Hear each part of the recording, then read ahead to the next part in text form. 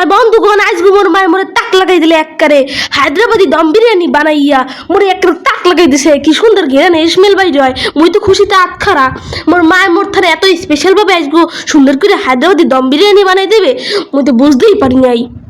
তবে একদিন মায়ের মনে কইছিলে দম বিরিয়ানি বানাইল। এরপর মুই কই দম বিরিয়ানি কেমন হইবে মা, এত নাম শুনি নেই, এই দম বিরিয়ানি মনে হয় অতটা ভালো হইবে না, থাক বানানো লাগবে না। এরপর মায়ের কয় আইসগু বানাই দেহ দি কেমন লাগে। আইসগু বানাইছে, আইসগু যা যে সুন্দর জোরজোরা ওই সুন্দর একদম ঘেরান, কত সুন্দর ঘেরান আর কত সুন্দর জোরজোরা, মোর দেখি তো পরানটা জুড়েই যায়। তা এই ধরনের খাবার হইলো আমার প্রিয় খাবার, এ ধরনের খাবারের কোনো তুলনাই হয় না, এক্সের মজা। মোর এই খাবার খাইতে অনেক ভালো লাগে। মা কয় যে এই খাবার বেশি খাইস না, এরপর মোর খাইতে জম্মের মতো ভালো লাগে। এরপর মোরে এক প্লেটে বইয়ে অনেক পর দুই মায়ের ছেলে ভাত খাইছি।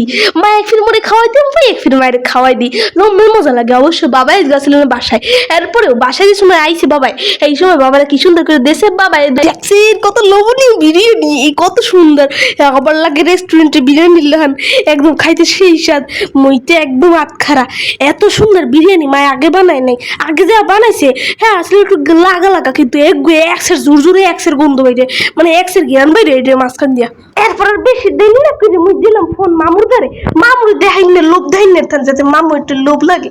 মামুরে ফোন দিছি, ফোন দেওয়ার পর মামু কয় আরে তোরা খা খা, মুই এখান থেকে খামু, ভাবছিলাম তো তোগুলো তোরা লোভ দেখামু না, কিন্তু এখন আর কি করার, তোকে তো দেখান লাগবে খারাপ। প্রতিদিন মুই যা খাই এই যদি তোকে দেখাই তোগো আর লোভ সামলাইবে না, তোকে জিবৃদ্ধা টলটল করে পানি পড়বে। এখন থেকে দিস না কাইল গিয়ে মুই বাইরে যাই যে খামু হ্যাঁ ছবি তুলে একসাথে তোর ধরে পাঠাই দিন, দেখবি না তুই দেখবি ফুলবি রাগে মাথা একটু টান মুখিয়ে দিবে। হয় খাও খাও, তুমি খাবার রেস্টুরেন্টের পাশাপাশি খাবার, আর মুই খামু মোর মায়ের বানাই দেওয়া সেই রকমের ভালো খাও সতেজ খাবার। খাইতে কিন্তু মোর মুখ দিয়ে কথা বাইরে না মুখ বুঝছে যে কতক্ষণ খাওয়ান খাইয়ে নিয়েছি বুঝতেই পারি নাই। মুই তো লাস্টে উঠে কই যে এতগুলো খাইলাম, আমার তো অল্প খাইছি, পেটটা বলতে গেল কেন। এরপর মুই খেয়াল করছি যে না মুই তো একটু বেশি খাইয়ে লাইছি।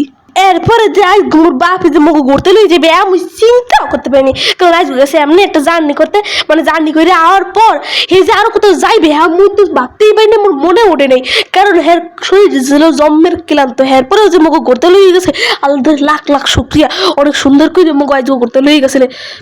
খাও খাই রে আমি আর কি কমু, খাও তো মজা হয়েছিলি। তো দেখেন আজ মোর কোথায় ঘুরতে যাই, তোমার শুক্র শনির দিন দিয়ে এমন একটা দিন যেদিনকে ঘুরতে না বাড়িতে পারলে মনে হয় যে বুদ্ধি বুদ্ধি আসি।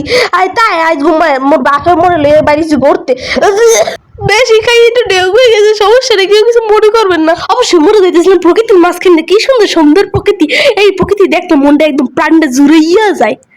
আজ দুপুর বেলা খাইছিলাম ডাবের পানি, সেই মজা লাগছিল, পানটা একটা জুড়েই গেছিল।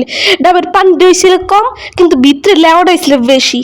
তবে দেখছেন ঈদগাহে কত সুন্দর লাগে, এই জায়গা আমার ঘুরতে অনেক ভাল লাগে, কারণ এই জায়গার কত সুন্দর ল্যাম্পপোস্ট গুলো আমার ভাল লাগে অনেক। তবে এই এরিয়াটা এত বড়, মোর দ্বারে ঘুরতে যা ভাল লাগে কি কমু আমি গো। ওদিক ঘুরতে যাই ভাবছিলাম আবার নদীর পাড়ে যাবো, কিন্তু সেদিক দিয়ে আবার দেখি যে পানিতে চুই চুই করে ওই ফার চামু কেমনি, কত সুন্দর পানি, এই না দিকে পানি কন। এরপরও দিছি আডা দেখি পারিনি, এরপরও দেখি যে কত পানি রে, এই মাঝখান দিয়ে কেমন যেমন পাও তো কাছেতেও পারিনি। এই মাঝখান দিয়ে যাওয়ার চেষ্টা করছি, পড়াশোনা করছি, আল্লাহ গো ওমা এই দিল রে আমি যাবো না, মুই যাবো না, ওলো ওদি ব্রিজের উপর দাও। মায়ের চেষ্টা করে দেখলো, এরপর মায়ের সফলতা অর্জন করতে পারলো না, কি করবো মোরা দুইজন বাইরে এই পড়লাম। অবশ্য বাবাই কইছিল যাওয়া লাগবে না, কিন্তু মোরা তো মানি নেই, মুখ দেখতে ইচ্ছে করতেছে নদী।